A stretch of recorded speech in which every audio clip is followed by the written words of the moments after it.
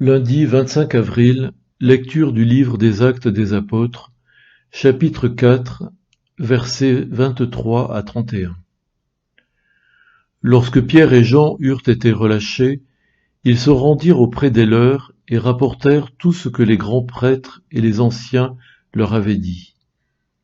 Après avoir écouté, tous, d'un même cœur, élevèrent leur voix vers Dieu en disant : Maître, toi, tu as fait le ciel et la terre et la mer et tout ce qu'ils renferment.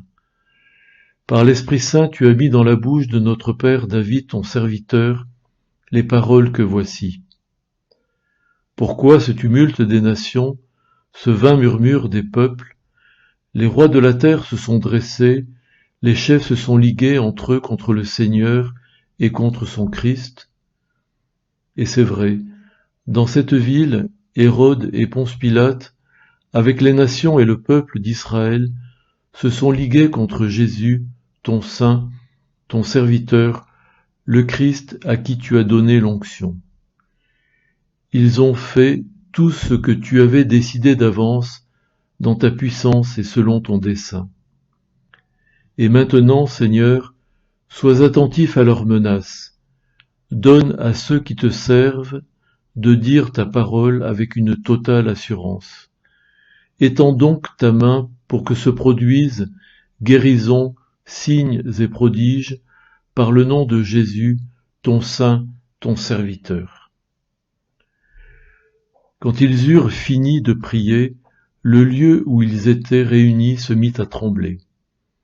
Ils furent tous remplis du Saint-Esprit, et ils disaient la parole de Dieu avec assurance. Parole du Seigneur, nous rendons grâce à Dieu. Chers frères, chères sœurs, dans ce passage, nous voyons que Pierre et Jean, après avoir été relâchés, repartent vers les leurs. Ils retournent en famille, dans leur communauté. Ils se tournent donc vers ceux en qui ils ont confiance pour partager ce qu'ils viennent de vivre. Ils viennent d'être arrêtés, emprisonnés, interrogés comme des malfaiteurs parce qu'ils ont accompli un miracle de guérison. Ils ont fait du bien au nom de Jésus-Christ. À l'écoute du récit, tous les membres de la communauté, d'un même cœur, élèvent la voix vers le Seigneur. Ils implorent donc leur Créateur, le Créateur de tout l'univers. Cette prière, ils l'adressent à Dieu d'un même cœur, ensemble, en communauté, tous poussés par le même désir, le même élan. Au regard des menaces qui pèsent sur eux, la teneur de leur prière peut surprendre. Ils demandent en effet au Créateur de donner à ceux qui te servent de dire ta parole avec une totale assurance. Ils ne demandent pas que leurs ennemis soient anéantis. Ils ne demandent pas d'être glorieux, puissants. Ils veulent dire la parole de Dieu avec assurance.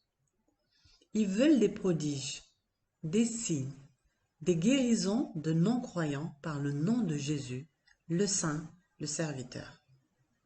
Ils se veulent instruments au service de l'ensemble du peuple pour en faire le peuple de Dieu.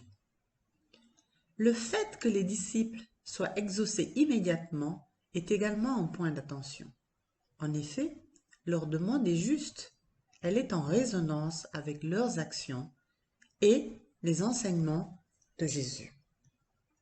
Ils demandent et reçoivent immédiatement. Dans cette étape de notre synode diocésain, ce détour par l'écoute et la méditation de la parole de Dieu, repensons à nos intentions de prière. Qu'évoque-t-elle pour nous, pour nos familles, notre Église, notre communauté, notre pays d'accueil, le monde dans lequel nous vivons? Seigneur, donne-nous de savoir prier pour les plus démunis, pour les malades de corps et d'esprit, pour les personnes vivant avec un handicap. Seigneur, donne-nous de garder dans nos prières les familles en difficulté de toutes sortes, les parents d'adolescents, les égarés, les incrédules, les sceptiques. Prions donc pour vivre la parole de Dieu avec assurance et que cette parole transcende nos vies et celles de nos compagnons de voyage, ici et maintenant. Amen.